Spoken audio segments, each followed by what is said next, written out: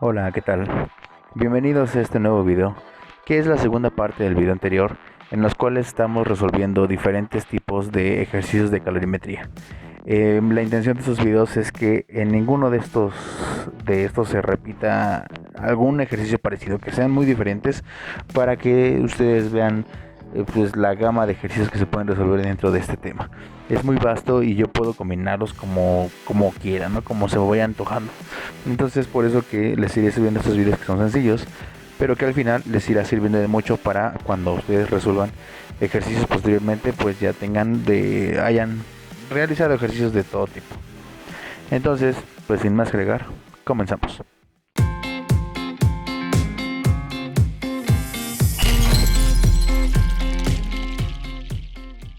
Y el ejercicio dice algo así: calcule la energía necesaria para convertir 300 gramos de hielo a menos 10 grados Celsius completamente en vapor.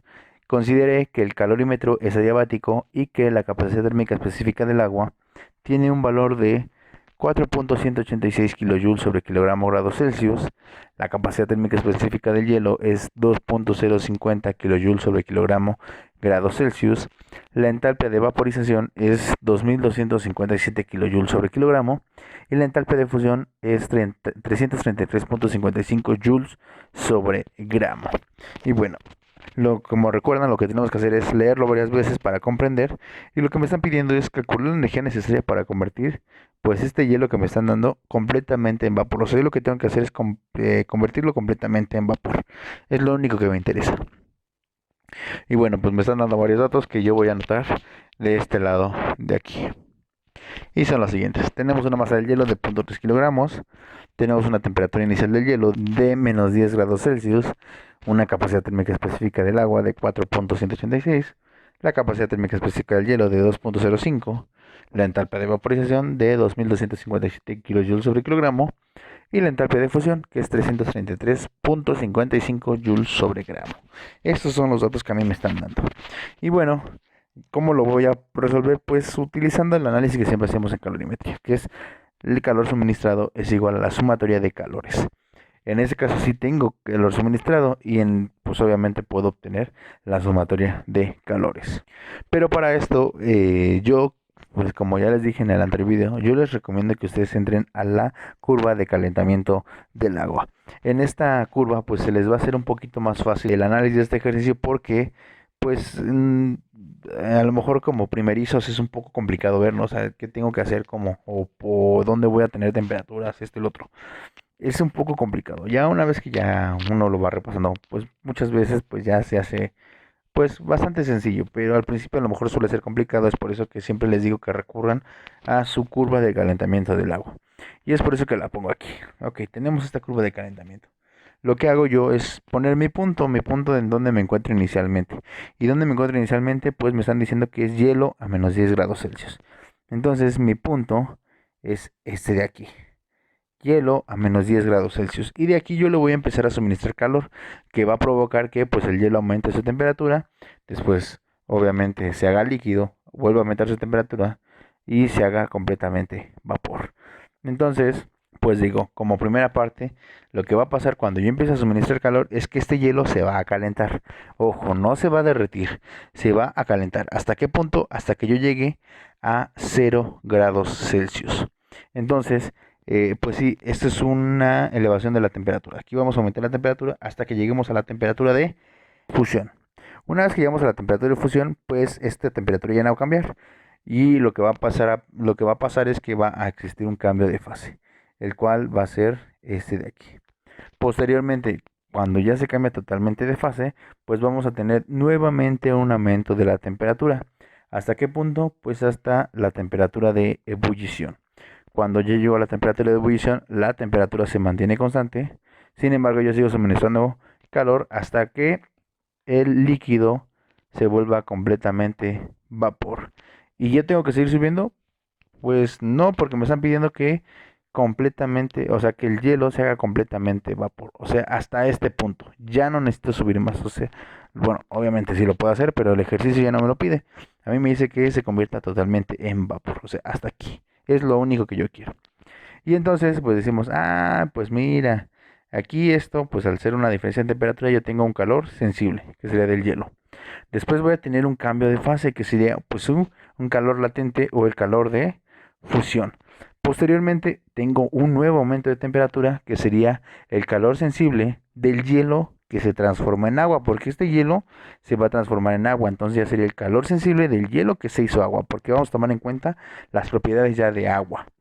Después tengo pues el calor de cambio de fase, pero ahora en la ebullición, que sería el calor de ebullición.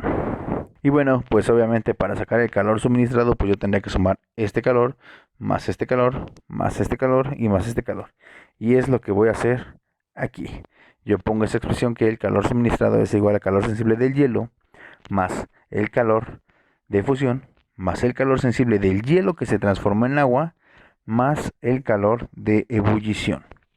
Y bueno, una vez que tengo esto, pues obviamente tengo que ir desarrollando cada uno de estos términos. Si recuerdan, el calor sensible se calcula como la masa por la capacidad térmica específica por la diferencia de temperaturas. Y el calor latente, pues es la masa por una entalpía de transformación. Y pues en este caso, yo si sustituyo estos calores, me queda la siguiente expresión, que es la masa del hielo por la capacidad térmica específica del hielo, porque me encuentro en el sólido, por una diferencia de temperaturas, que es la temperatura final, menos la temperatura inicial del hielo, más la masa del hielo por la entalpia de fusión, porque aquí voy a tener el cambio de fase.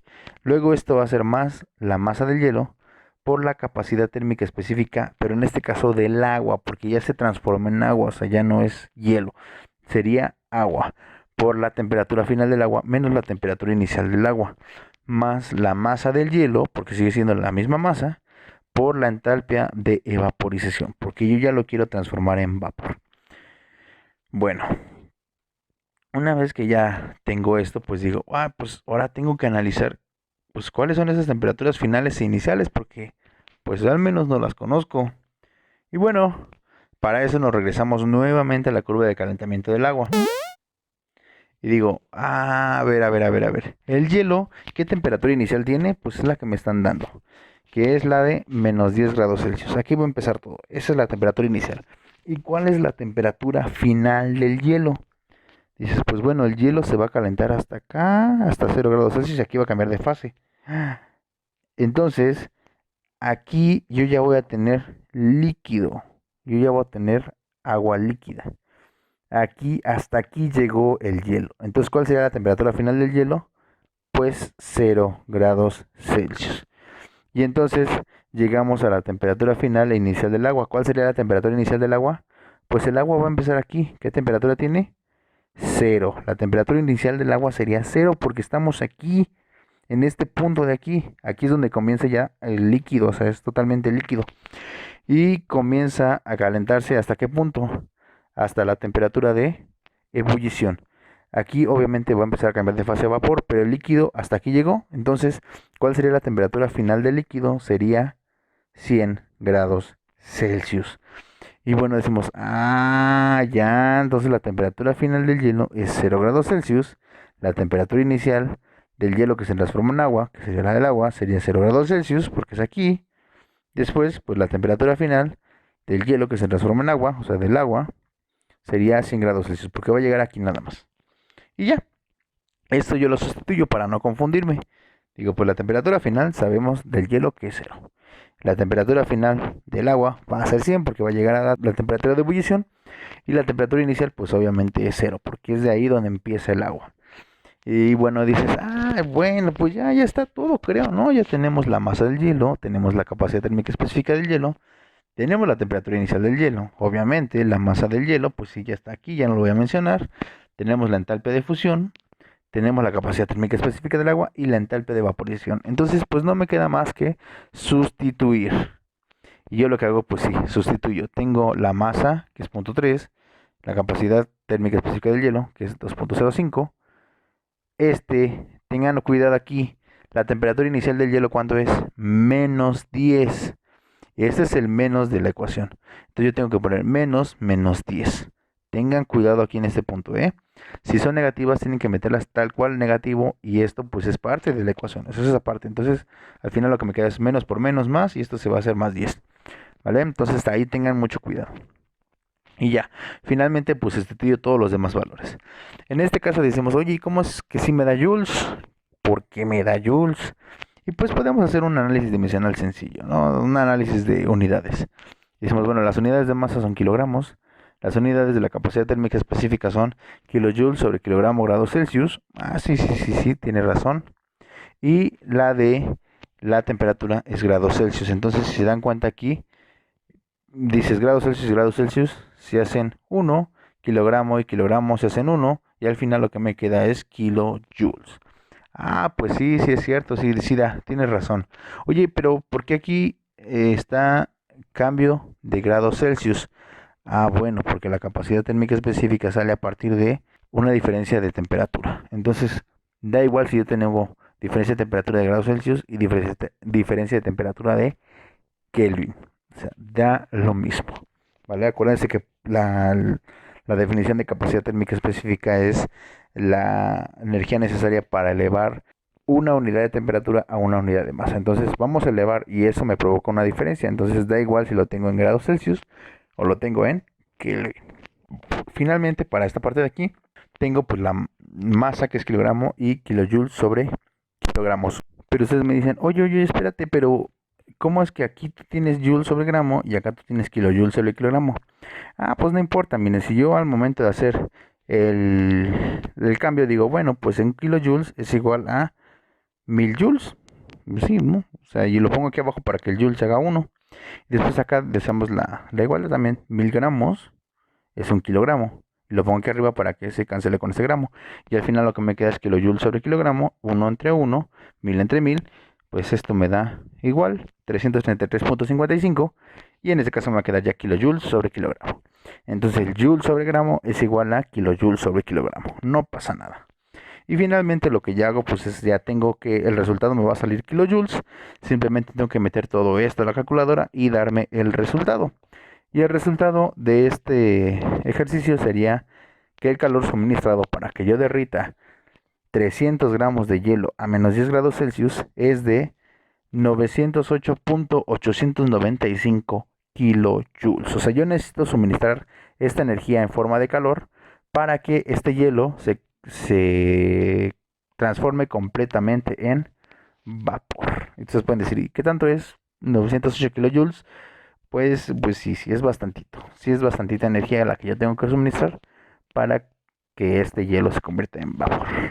Y pues bueno, si se dan cuenta, este ejercicio pues, o sea, sí tiene las mismas ecuaciones, que es la del calor sensible, la del calor latente, pero se analiza de diferente manera, ¿vale? En el que sigue, en el video que sigue, pues igual, o sea, vamos a utilizar las mismas expresiones, pero con diferente análisis del ejercicio. O sea, no se van a aparecer ninguno de esos ejercicios. Es lo bonito de esto, ¿vale? Y pues bueno, ya, hasta aquí dejamos el video. Yo les agradezco mucho que me hayan puesto atención. Recuerden, si les gustó el video, denle like, compártanlo con todo el mundo para que esto pues vaya creciendo. Y también suscríbanse al canal. Bueno, ya si pasaron aquí de curiosidad y dijeron, ah, mira, este canal a ver, hablan de termodinámica, pues ya, si quieren seguir viendo ese tipo de videos, pues suscríbanse, piquen en la campanita, que pues con esto pues ya YouTube les estará avisando cuando yo esté subiendo videos de este tipo. Y bueno, no me queda más que desearles que se cuiden mucho y que nos estamos viendo en el siguiente video. Bye.